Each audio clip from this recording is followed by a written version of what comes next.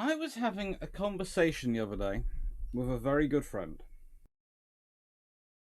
This is a friend who I would always have presumed knew better. They honestly didn't know what a monitor was. Or rather, their only perception of a monitor was what was available in the American Civil War. That was to them what monitors were. And certainly there was no such thing like it in the Second World War, or built for the Second World War. And that I found rather sad. I really did feel rather sad about it. Because it's far more complicated than that. But before we get into the story of the Roberts class, let's have a quick consider of what's coming. Yesterday, there was the Patron 40. How was the British night fighting doctrine developed for and then practiced during World War II? I'm going to add in some stuff about beacons, and I'm going to turn that into a long patrol, which should hopefully come out on the 18th. And then on the 21st, we have the Challenger expedition. Not the shuttle. 23rd of December, we have the strategic and tactical thinking on RN submarine and RN anti-submarine forces between the wars. I will have checked and decided the results of the Tassafaronga vote, i.e. that's where the comments on the YouTube video on Tassafaronga count towards a topic vote. So basically, it's the first time I've tried that. So please go watch the Tassafaronga video. You'll find out why. You find out how the vote's going out and what the options are, and please do vote on them. And then on the 25th of December, you'll be getting the Royal Navy monitors M29 class, including M33. And then there's another long patrol on the 28th of December, but that's managed to hop up somehow between the M33 on that one. Fun times. Fun times. But the 28th December long patrol, I have an idea what that's going to be. But I'm not yet ready to confirm it.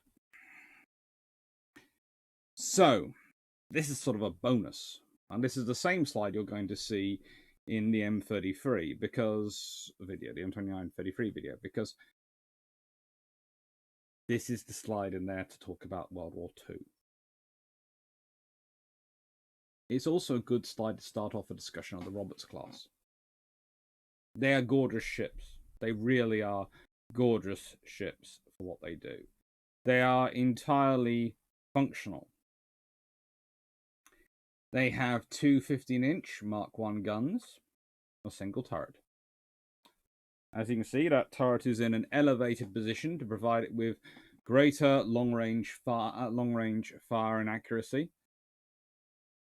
They have two shafts connected to Parson steam turbines with some gearing, and two boilers, which enable them to have 4,800 horsepower, shaft horsepower.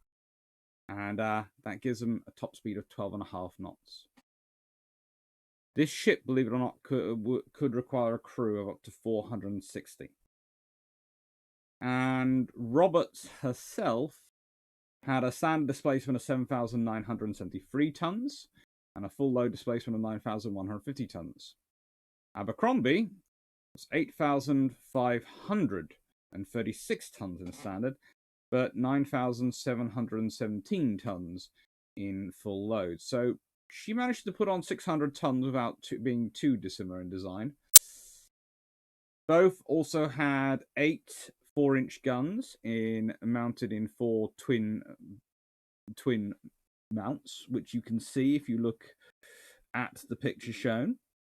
And well, 1 octuple and 2 quadruple pom-pom mounts, and up to 20 Orokin 20mm guns.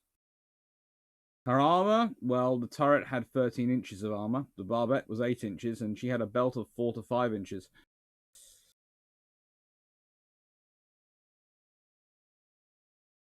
And these ships were built by John Brown and Clydebank and Vickers Armstrong in Wallsend. They were laid down in April 1940 and April 1941, respectively. They were launched, well, how do I put it? Roberts was laid down in April 1940, launched February 1941, and commissioned October 1941.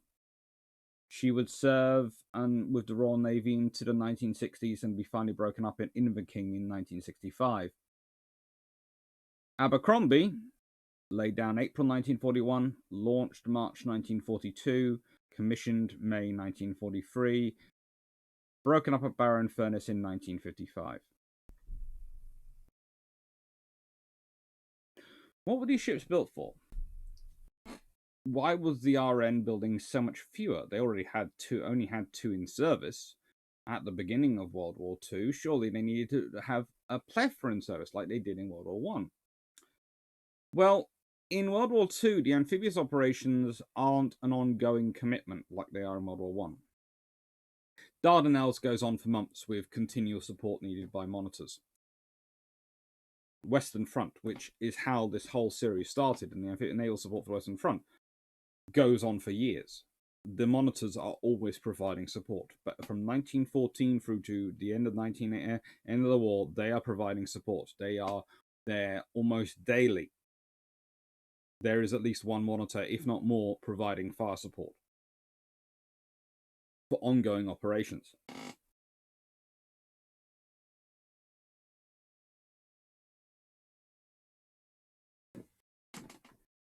They are absolutely critical in that fact. They are the pinnacle of naval fire support because they can bring these very heavy guns very close to shore and achieve a massively high degree of accuracy relative to what normal battleship arrangements will achieve.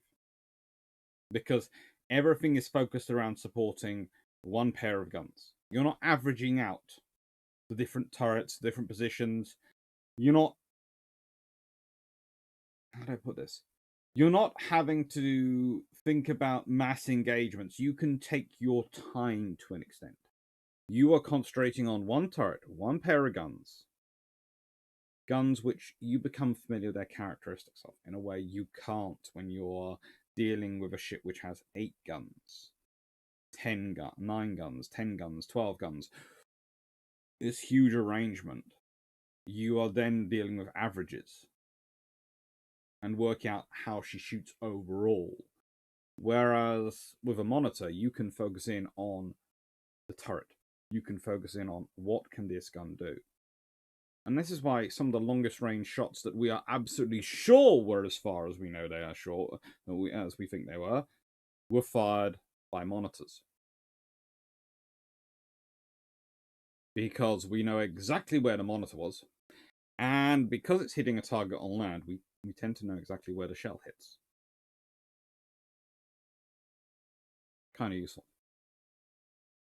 I know there's a debate on which ship fired the longest range shot in World War II and ever.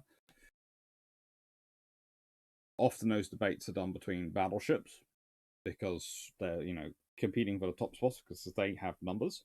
But then once you go, right then, what's the second furthest or third furthest, fourth furthest, fifth furthest, sixth furthest? Usually you find once you start going out list, monitors start turning up quite dramatically. And then you ask what's the most consistent long-range shooting record? I.e., which ships have featured the most in the longest range shots?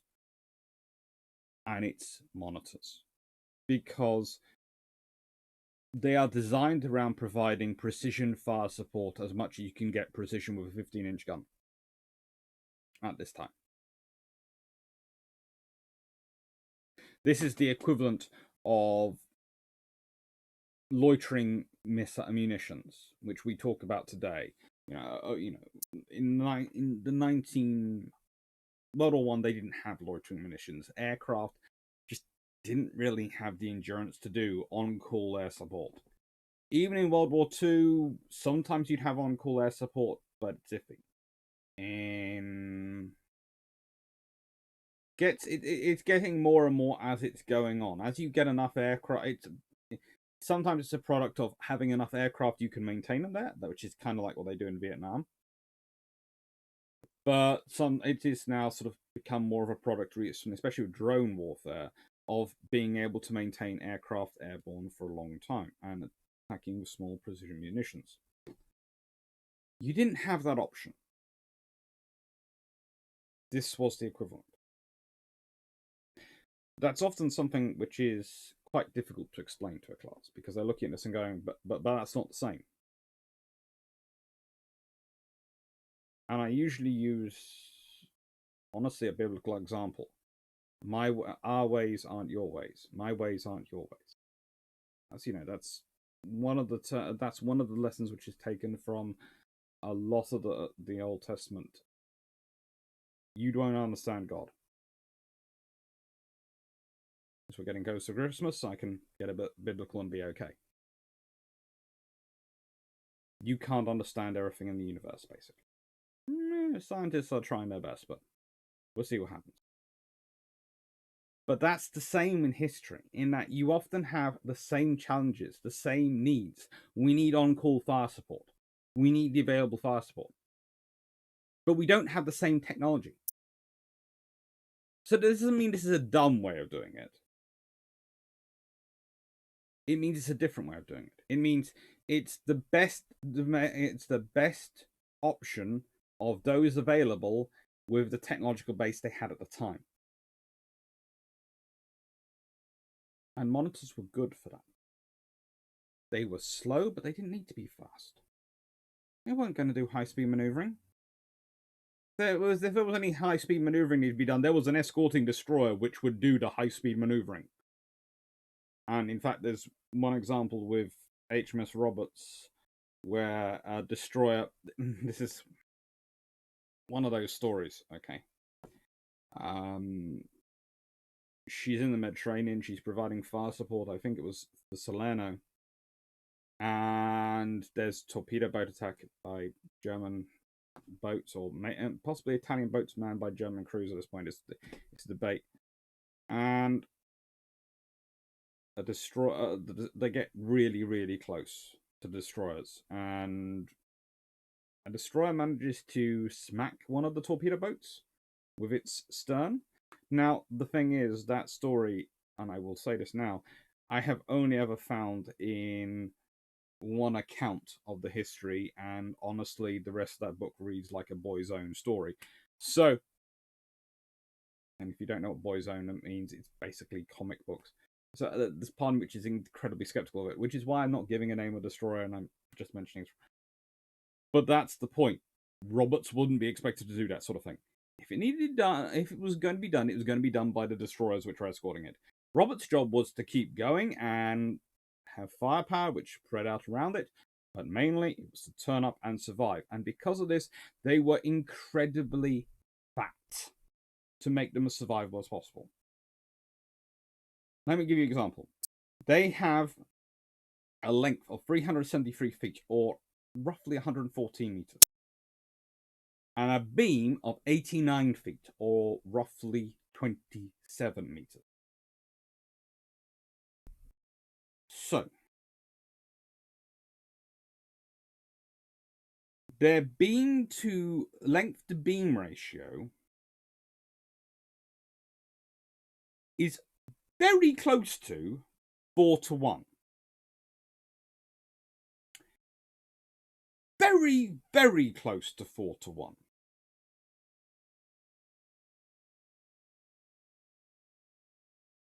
You know, it's sort of 4 times 27 is 108 by my count, which is 6 meters off 114.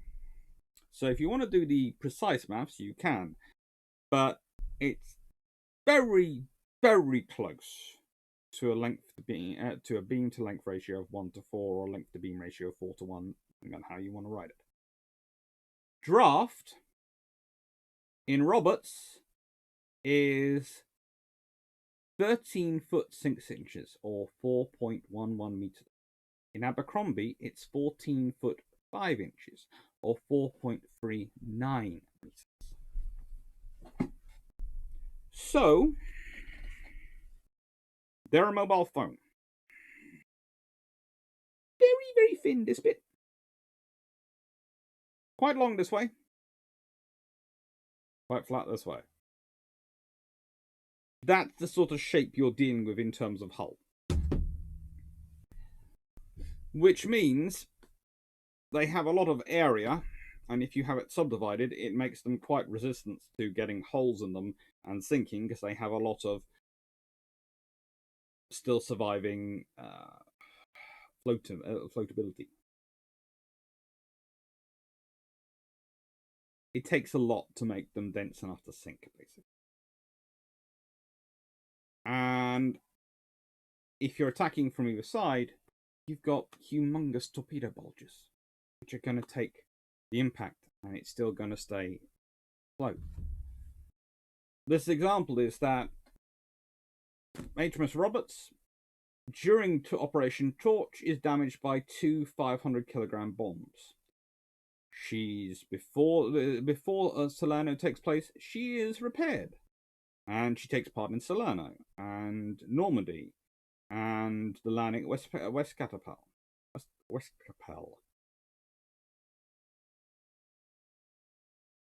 Abercrombie is hit by contact mines on a disturbing amount of occasions. There's part of me which wonders that she's hit by mines so much because they know they're not going to sink her, so they're basically using her as a version of a minesweeper. I.e., she goes in, boom, mine goes off. Yeah, we're still afloat. Carry on. Path clear. She just makes contact with so many contact mines. It's hard to think of any legitimate reason that's a ship to be so attracted to contact mines, and also not get sunk by them. She always seems to hit them in the perfect way, so they sort of hit her usually in this part of the hull, forward, where she's got armor bulges, but also it's a long way. There's lots and lots and lots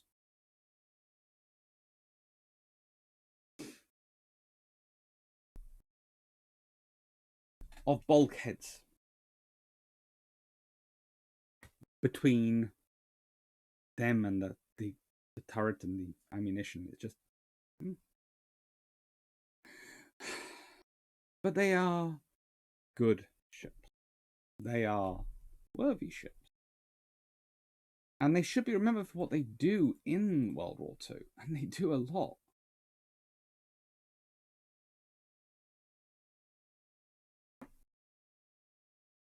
Abercrombie, by the end of World War II, will be screaming across the Indian Ocean.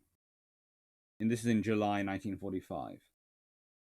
To support Operation Mail Fist, which was supposed to be the liberation of Singapore.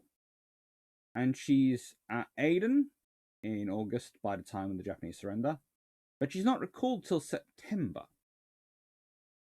when she was reaching the Seychelles Islands. Pretty much because, just in case. We didn't trust the Japanese military that much when it came to surrendering. And it takes a long time to turn around a monitor. So best to keep sending it that way, because if you have to turn it around then turn it around again, you're just going to waste time. Keep it going there till you made sure. Roberts, in contrast, well, she was near Port Said in August.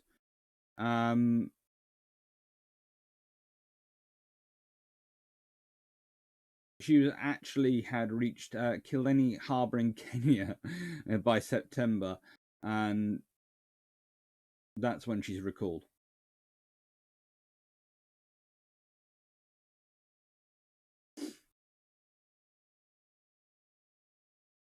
She is technically sold for scrap after the war, and then hired back by the Navy as an accommodation ship in Devonport. So she's not in service, but she's used as an accommodation ship until 1965. They have space on them.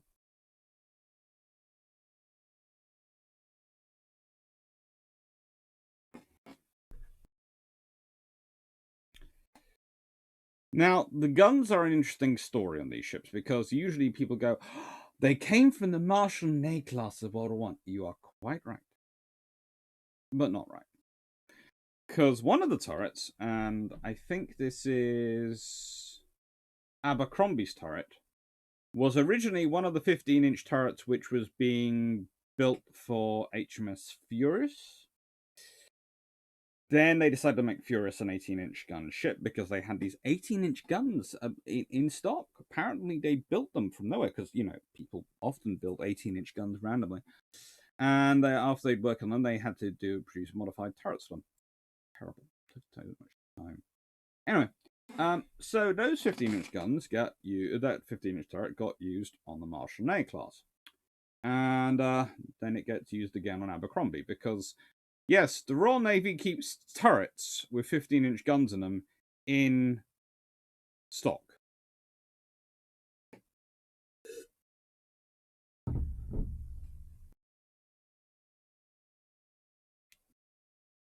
Literally, as you do.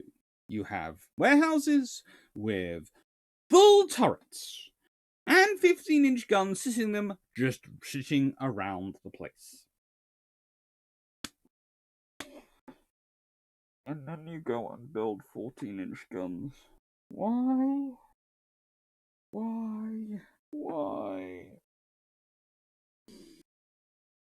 I'm not talking a few turrets. I'm talking there are pictures which, if they are even accurate in their dating, and this is why I haven't used them because I'm not sure about their dating, and I'm going to have to do a lot more checking, which show a fair number of turrets. And when I say a fair number of turrets, I'm talking enough for a couple of battleships to have 8 guns each, sitting in a warehouse.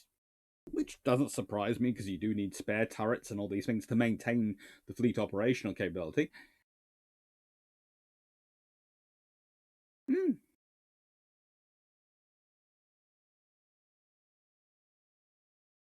It's a fun time.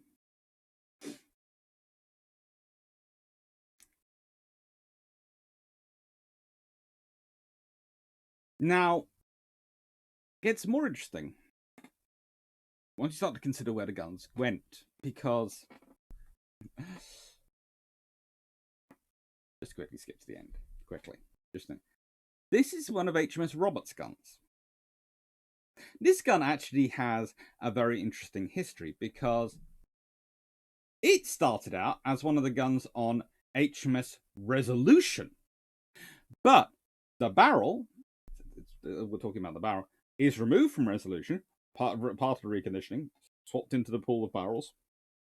That barrel then goes to HMS Roberts when she's being refitted because the turret she's being fitted with, they decide they don't like one of the barrels they have for that, so they swap it out.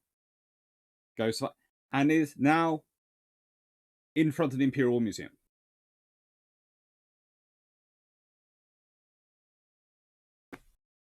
It's a cool piece of history.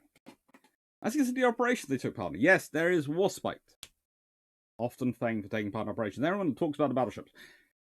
Consider this.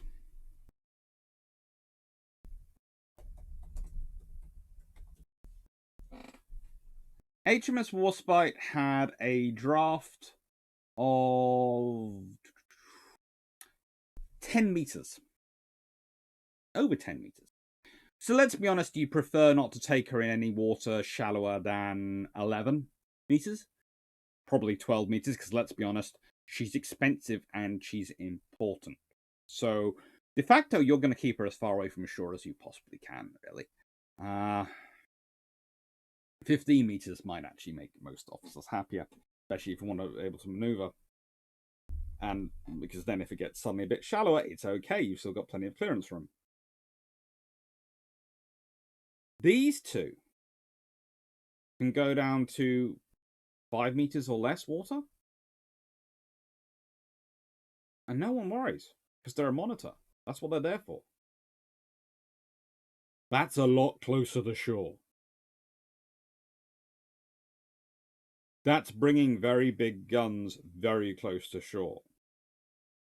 That can be bringing big guns quite far up a river estuary if you want. Now, poor Abercrombie, because she gets ordered a year afterwards and gets completed a year later, doesn't manage to pick up North Africa 1942. And then she's dispatched to the Indian Ocean and Far East earlier, so she doesn't get to pick up Normandy and Alcalin in 1944.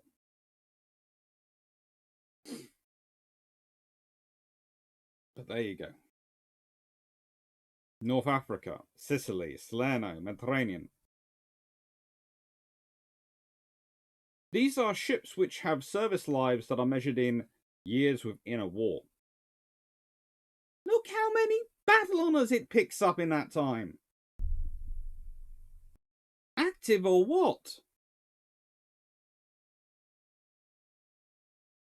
And they're critical for it. They are a critical part of amphibious shipping. It's just as important as the landing craft is the fire support. And I've talked in the past about the various modification and modified landing craft that were built, the ones with rockets and guns and all those sort of things. They are lovely.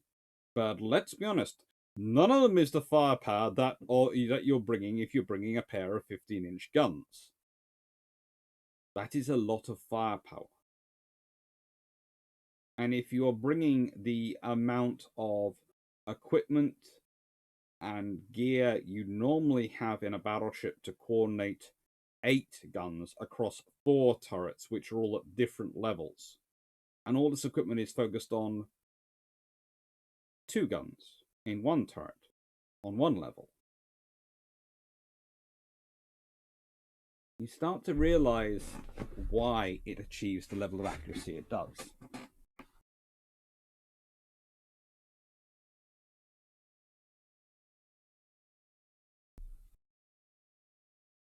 So this is incredibly fitting that this is at the Imperial War Museum, because no guns are more suited to showing the fusion of warfare in the first half of the 20th century than a Monitor's guns. The fact we only have 1 gun from a Monitor there is actually quite disturbing. But I'm not sure if anyone's done really a full research on the other barrel. It might well have done some time on a Monitor, it might not have done. The Royal Navy keeps pretty good records of where its barrels go through. And remember, all the barrels go through a process. Once they're worn out, they go back to be reconditioned, where they are heated up. Cold water is basically shot down them. That causes the lining inside to contract and pop out. And then they put in a new lining quickly before the barrel cools down, and that hopefully gets everything nice and good. And you try and make sure the barrel cools down true. That's quite a difficult process and quite a complicated matter, because if the barrel warps in any way, that will warp the lining and warp the whole gun and just throw everything off. That's actually quite a skill.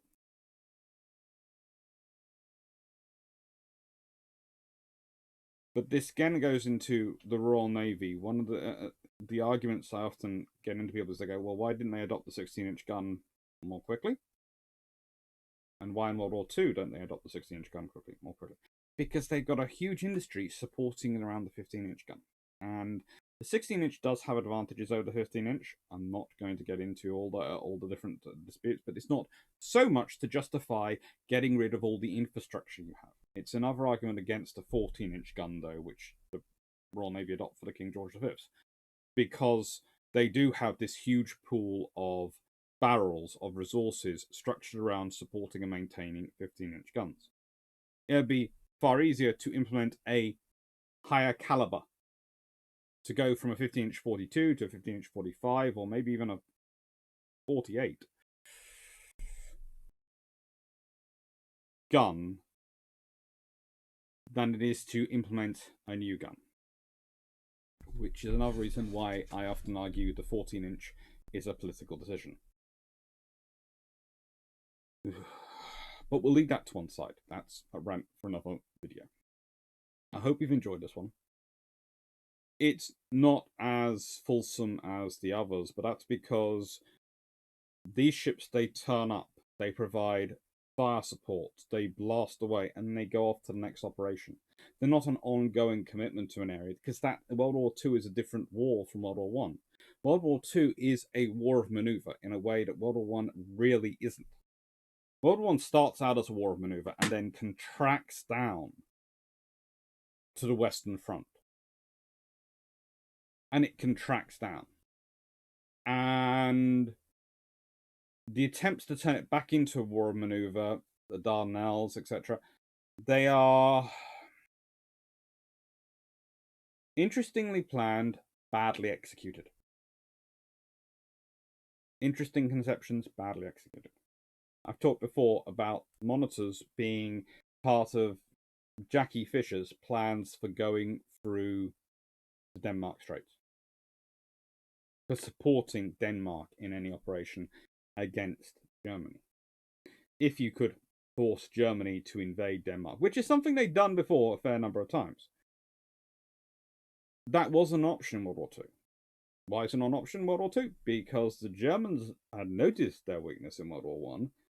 They had realized they were lucky, and that's part of the reasons why they are so happy, so keen to try and throw the dice as much as they do to try and get Denmark and to get Norway.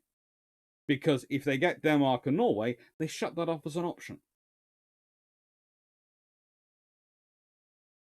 That means that becomes no longer a plan. The difference is, though, you have to consider that in Denmark in World War II is not Denmark in World War One. Germany in World War II is not Germany in World War One. And that's a different war. So when we look back in history, quite often when people talk about the Jackie Fisher and the Corbett plan and those sort of discussions, which Andrew Lambert has done a huge discussion of in his book, The British Way of War, this one, there are various reviews which have a link to it and all the link to the purchasing order, and I do recommend it highly. It looks, when we look back from World War II and our understanding of World War II in that scenario, it looks silly.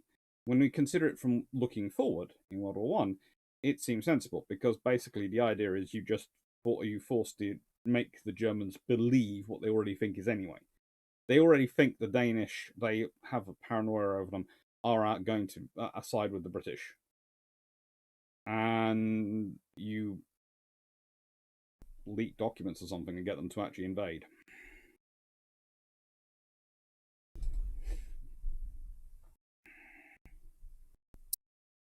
What's funny is the Germans then try and induce the Mexicans to invade America to keep America amused, and the Zimmerman telegrams, of course, cause half the trouble for Germany, and it caused bad blood between them and America.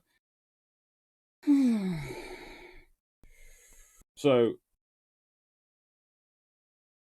and the British are going, why didn't we try that earlier? We could have faked that. They did it to themselves, and we could have faked that. Oh, God, we are so... Yeah. And secondly, I'm going to say something.